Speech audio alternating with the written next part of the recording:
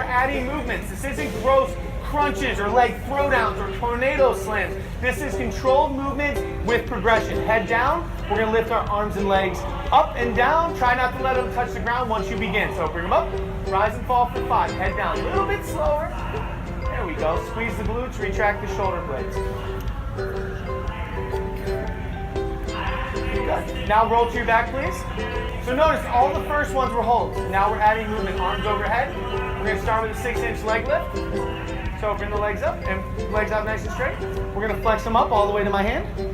We're gonna engage the glutes on the way down. Keeping the core tight, squeeze the glutes on the drop, come right back up.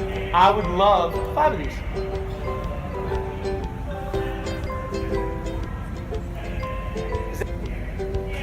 There you go. We like the running man because we like to clean up their running form. How many incorporate plank saws? So what we're going to do is we're going to add flexion extension. Let's shift you forward, rock your shoulders to your toes, and then back up. Yep, shift over. Again, for all those who came to my earlier lecture, shoulders over the bar in front support, shoulders over in the bar in casting. This is almost like an abdominal rollout, getting them to engage their shoulders and keep their core in. We're moving side to side. Hands against the chest, squat, knee up, side kick. Yep. So we load the hip flexion and then we drive out laterally. Good. Bring it right up in front, and then drop to the side. There you go. Try to keep those feet facing forward the whole time. Bang. Good. But now do it with a little stats. Now snap that thing. Bang. Good. With the squat kicks, we do alternating here. So we're working on proper squatting, proper landing formats, but we're also letting them be explosive. I want them to, a lot of you probably do this to side stakes as a part of their warm-up, but creating clean, tight lines with power and getting that muscle to fire with good core stability is a huge progression here.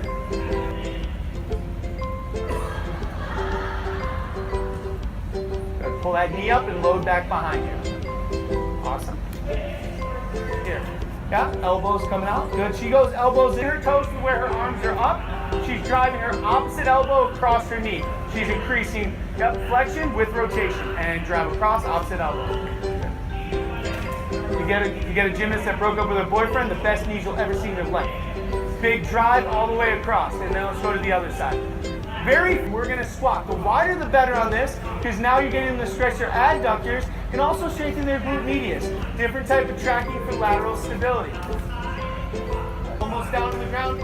And you will find if some of your gymnasts cannot get good arm clearance, just different ways of rotating the shoulder head while working the rear delt down. Now you're like, Brian, you just said don't turn your toes out. This is more about deceleration using the hip and pelvis. Warm it up yet? Squeeze the glute, finish all the way up. Good. Head, yes. Can they go and do core instead of straight? Yes. So you'll start with me. We'll track here, sink the hips, toes forward. Swing big circle, come around to the other side. Awesome. Push right up, back up and over, go to the other side. Good. It gets them moving in different planes. And because we're alternating, we're going to do double count on the front lunges. So now notice the sequence, head shoulder work with your athletes. This is a great way to build their shoulder strength up while keeping stability. It's also a great way of getting their hamstring posterior strain to get a good stretch. Did you feel that in your hamstrings when you did that, Kayla? A little bit. And retract here. Good. Head down, keeping that elbow bent, and retract the shoulder blades. And come up, hold your elbows, and pinch up and retract. Good. Now again, as we talk about training our athletes, scapular strength, getting their shoulders to move, strengthen their upper back is very crucial for postural, but also on one side, turn around, do 5 on the other side. Now try to keep that leg right in the line, push and pop. Push and pop, arms counter measure. You're going to see control. You'll see some be able to go forward very well, but backwards they might be a little funky. First, she's going to get the hip extension to a double knee tuck arm cradle, and then a soft landing. This will be hard. Not bad. Jump up, tuck up, arms cradle, soft landing. Jump up, tuck up, soft landing. Too, because I believe when you train an athlete or when you see them do a skill, it's open to.